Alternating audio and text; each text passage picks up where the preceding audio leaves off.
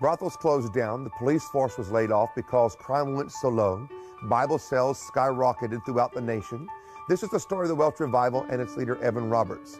I'm Robert Sladen, and this is God's Generals. The evangelicals and the Pentecostal movements have all valued the great story of the Welsh Revival. It is one of the most exciting revivals that I have read about and studied in all of my years of reading all the great leaders in the revival movements.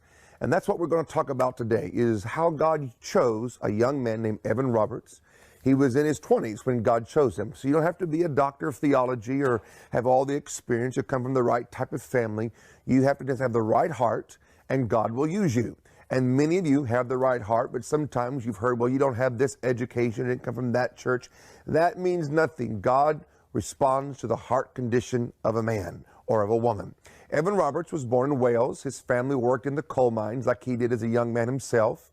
He was known as he'd go into the coal mines. You know, back in those days, there was no child labor laws, so children and teenagers worked like adult men worked in the mines. And so he would carry his Bible with him and go down into the mines, and during their breaks, he would read the scriptures, and during the lunchtime, he'd read his scriptures, and he'd make a little place in the wall of the mine and left his Bible in there sometimes. Well, one time there was an explosion, and the explosion burnt the pages of his Bible and became the famous Scorch Bible that he would use throughout his life and throughout the revival that was to come. So Evan Roberts, to look at his life, is very interesting. His family was Christian, and so they grew up teaching the Bible stories and going to church, but Evan Roberts took it a step further. He seemed to have a personal relationship with God that did not have to come via the pastor or via his parents. He had it one for himself. And it was so intense at times people would notice him walking down the roads to going to school or going home or going to the store, and he would just stop on the side of the road and he would just talk to himself. It looked like he was talking to the air. And folks walking by or in horse and buggy or some of the early cars, but mainly horse and buggy, they would look at this young man, talking to himself, and they thought there was something wrong with him. So his parents had him taken to a special doctor to find out if there was. And the doctor came back and said that Evan Roberts had a religious fixation about him, that he would grow out of it in time. Well, I don't think his religious fixation ever stopped. It grew bigger and bigger and bigger. And I don't think they should have thought there was a problem because of the young man stopping and talking to God. If young men would talk to God more, they would not be talking to the wrong people. So Evan Roberts is also a young man that influenced his friends. Now, I think when you study the life of him, especially his early years, his friendships are important to consider.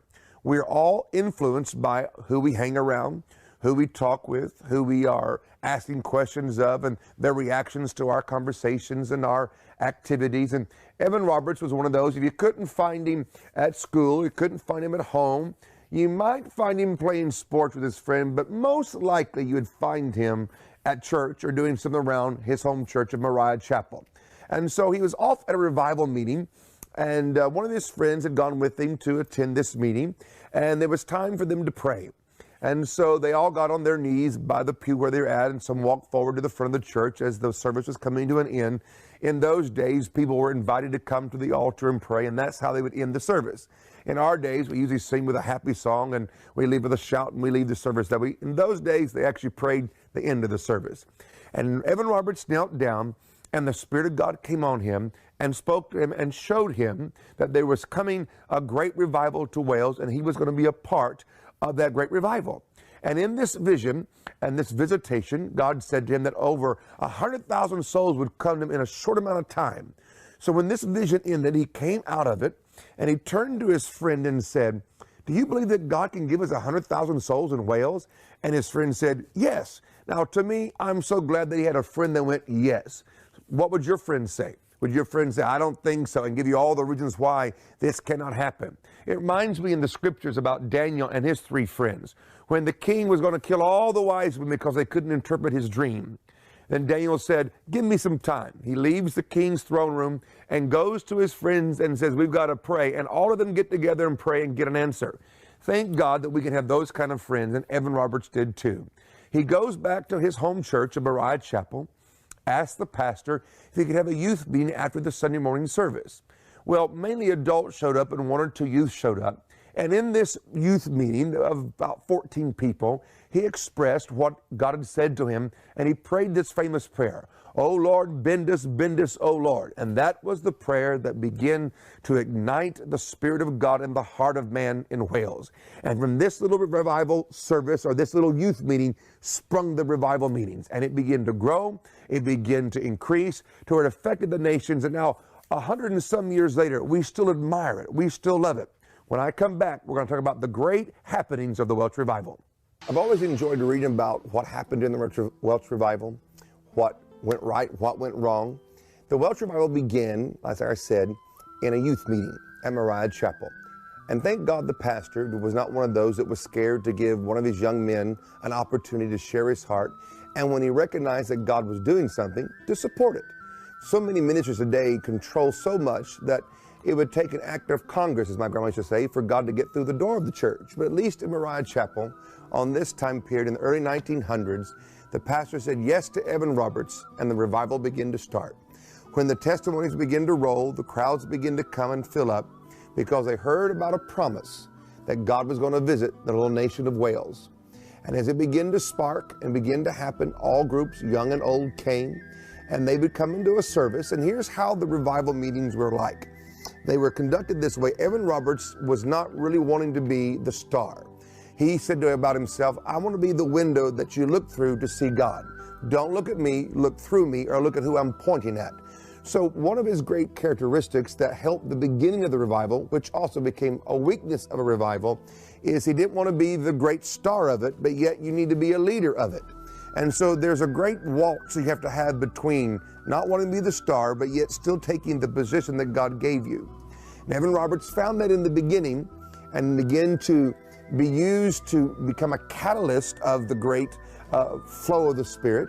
When he would come to the service, he may preach, he may not preach. He'd normally sit on the side of the platform, or he'd be off in the pastor's office, off the side of the auditorium space, and the crowd would fill up. Sometimes outside the doors, onto the sidewalks. They'd open the windows of the chapels, and so the folks outside could hear. And they would come and they would sit quietly, and then there would be little weepings or cryings or a little rumble of people praying. And they were not always waiting for Evan to show up, even though that was in the room, but the people came already prepared to talk to God for themselves. And at times there would become loud weepings and cryings, and then there would come people who would just stand up and start singing songs that they knew or songs out of their spirit. Other times they would stand up 2 or 3 and sing songs together. And so there was a lot of freedom in the Welsh Revival to allow the people to respond to the unction and the spontaneity of the Spirit as it came on them and moved through them. If Evan Roberts would come into the room, like I said, he would sit here. He may grace the pulpit and stand up there and talk for 5 minutes or 10 minutes. He was not a very long-winded preacher. He may not preach at all. He may get up and stand behind the pulpit and start to pray and then disappear behind it. And all you would think, well, he was there and now he's behind the pulpit praying. You could hear his voice. He may be behind the pulpit praying for the next hour and get up and walk off and walk out and leave the crowd. And so it was not your normal American or British style of doing church. It was a flow of the Spirit, and that Evan Roberts was being led by the Spirit the best that he knew. Now, some of the great happenings in the revival, besides the great salvations, is that when you read and research the move of God in Wales, here are some statistics. During the time of the Welsh Revival, which began in 1902, 3, and 4, in that time period, and then begin to kind of slide down or begin to decline, during the time of its height, there was policemen were laid off of the police force because crime went so low. Drunkenness statistically went down because people quit drinking. They went to church and drank the new wine, not the old wine. Also, the Bible Society recorded that they had a record number of orders for Bibles, and until several years after the revival ended, they were still filling the orders to print Bibles that were ordered during the revival. And so those are just a few things. Now, here are some things that I enjoy when I read about the Welsh Revival. I love the story about the pit ponies in the coal mines. When the revival hit so strong in Wales, and Wales is mainly a coal mining type of a country, that the coal miners quit cussing. And you know, when you're not born again, you'd say all what you want to say, you use profanity. And the ponies, they don't know bad words from good words. All they know was that sound meant go and the other sound meant stop. And so when the coal miners got saved, or as a newspaper said, when the coal miners got religion, they quit cussing. And the little ponies got confused because the coal miner wouldn't say damn to go or say something else for it to stop. And so the little ponies got all confused, and the coal mine companies had to go out and buy a whole new herd of horses and train them on how to carry the coal out and bring the cart back down. And so to me, that was so exciting to know that the revival had affected the ponies, and they didn't know what to do because the coal miners quit cussing.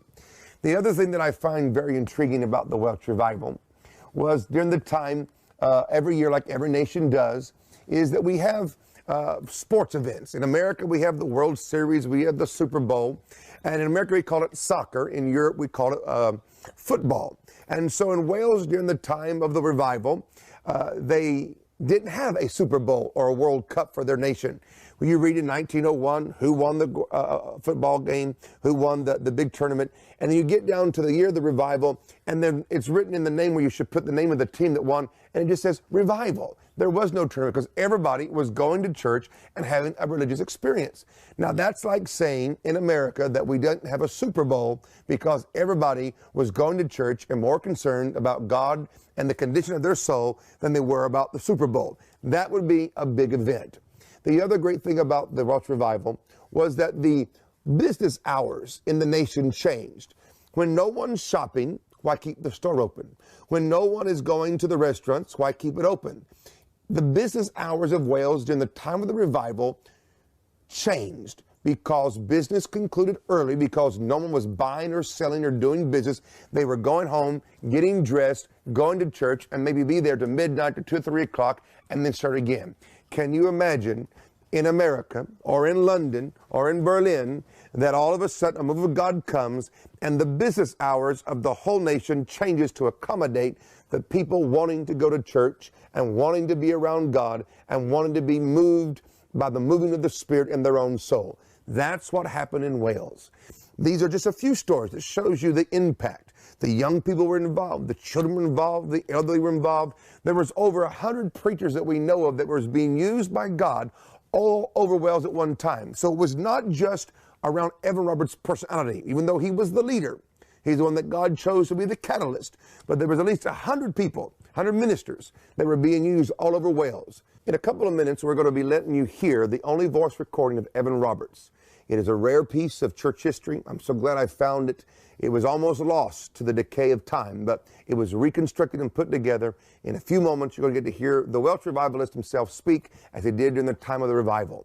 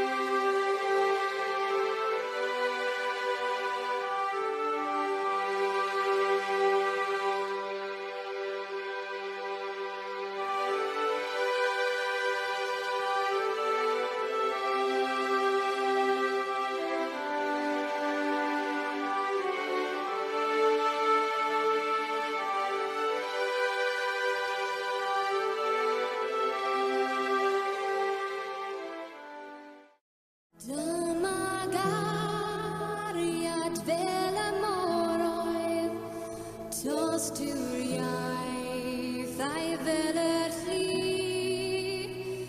Du hast